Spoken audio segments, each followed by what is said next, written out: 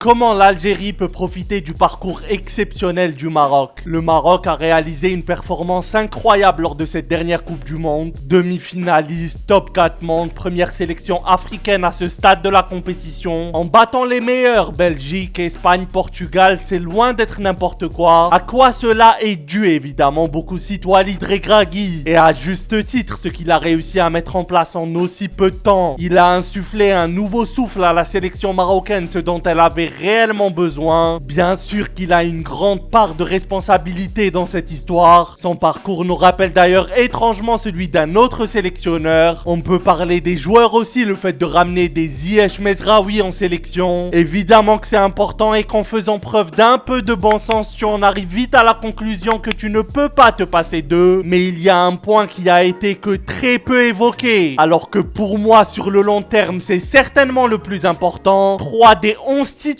et pas des moindres. En-Nesyri, Aguerd et Ounahi pour ne pas les citer. 3 des 11 titulaires sont issus de l'académie Mohamed VI qui appartient à la fédération marocaine. 3 des 11 titulaires sont formés au Maroc. Et si tu veux un jour devenir une vraie grande nation de football, ce qui est, je le crois, loin d'être infaisable, si tu veux atteindre le niveau au-dessus, tu te dois de former tes joueurs. Tu ne peux pas compter que sur les binationaux. Bien sûr que si tu as un Mahrez ou un Benasser de temps en temps, tu les prends. Je vais même te dire, si tu as une sélection beaucoup plus stable et viable, tu auras même de plus en plus d'arguments pour attirer les meilleurs formés en Europe. Alors je ne viens pas pour accuser ou pointer du doigt, pour dire que Zetchi, le seul qui a vraiment formé en Algérie et qui a envoyé ses joueurs en Europe. Évidemment, il y a des contre-exemples, mais je parle sur une certaine durée. Zetchi, qui a ses défauts mais qui venait de gagner la CAN quand même, a été poussé vers la sortie de la FAF juste après ça, que la majorité des projets d'académie ont subi entre guillemets un sabotage et que certains ont tout fait pour les faire échouer. Il y a une notion très importante qui manque à notre nation, c'est la notion de bien commun. Ça s'applique à notre sujet du jour, mais ça s'applique aussi à plein d'autres sujets. Beaucoup ont un patriotisme de façade, mais dès qu'on est dans le concret, ne pensent qu'à leur petite personne. Ces personnes-là sont stupides en plus, puisqu'en règle générale, elles n'ont aucune vision sur le long terme leur permettant de voir que la décision qui ne leur est pas favorable ou même pas, qui juste ne leur apporte aucun bénéfice sur le moment, eh bien sera tout aussi bonne pour eux dans le futur. Parce que évidemment, quand quelque chose va et fonctionne bien dans le pays, c'est positif pour tous. Le vivier de footballeurs potentiellement pro en Algérie est immense. Si demain on se met à former et bien former nos footballeurs, ça sera positif pour absolument tout le monde. Bien sûr pour la sélection, comme on l'a dit, pour le peuple qui aura une vraie porte de sortie, au plus la formation algérienne sera reconnue. Le talent, lui, l'est déjà. Les investisseurs, parce que quoi qu'il arrive, ils gagneront bien plus d'argent que ce qu'ils auront mis sur le long terme. Plus des contacts avec des hommes d'affaires à l'international, et cette partie est loin d'être négligeable. Le football algérien en règle générale bien sûr, mais aussi l'État qui récupérerait des devises convertibles de chaque transaction avec l'étranger. En plus des bénéfices tirés, là je ne parle pas d'argent, de bonnes performances dans le sport roi.